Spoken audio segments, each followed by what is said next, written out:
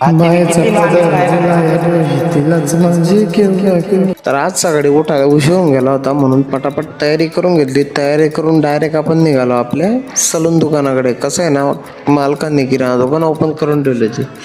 लगेच सलून दुकानाकडे गेलो. सलून दुकान वगैरे ओपन करून घेतली.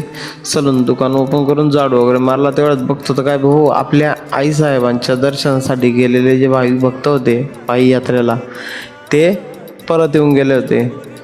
तुम्ही बघू शकता. लगेच परत मग आपल्या दुकानावर कस्टमर चालू गेले. मग आपल्या कस्टमरांचं काम वगैरे एकदमच फिनिशिंगमध्ये करून दिलं. परत दुकानात झाडू मारून घेतला. दुकान मंगल करून परत निघालो आपण आपल्या घराकडे. घरी गेलो, मस्त जेवण वगैरे करून घेतलं. जेवण करून परत आलो आपण आपल्या किराणा दुकानाकडे. कसं आहे ना, मालकांचं जेवण बाकी होतं. मालकांना म्हटलं तुम्ही आता जा घरी, जेवण वगैरे करून घ्या. ते आपल्या कारागीर त्यांचं काम एकदम फर्स्ट क्लास पद्धतीने चालू होतं. ते कसं आहे ना, आज पडद्या टाकायचं काम चालू होतं.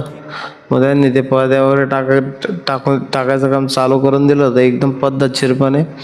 तेवढ्यात बघतो तर काय भाऊ, वातावरण एकदम टाईट होऊन गेलं आहे. म्हटलं पाणी पडतो काय आता. लगेच पाणी वगैरे चालू होईल म्हटलं. तेवढ्यात थोडंफार आवरून घेऊ. तेवढ्यात मोठे बंधून ते येऊन गेले चहा घेऊन. मोठे बंधू चहा घेऊन आले. त्यांना चहा दिली. तेवढ्यात मालक पण येऊन गेले. मग मालकांना म्हटलं तुम्ही आता दुकानावर थांबा, मी जातो म्हटलं परत आपल्या सलून दुकानाकडे. लगेच सलून दुकानाकडे गेलो. सलून दुकान वगैरे ओपन करून घेतली. आपले कस्टमर वाटच बघत होते.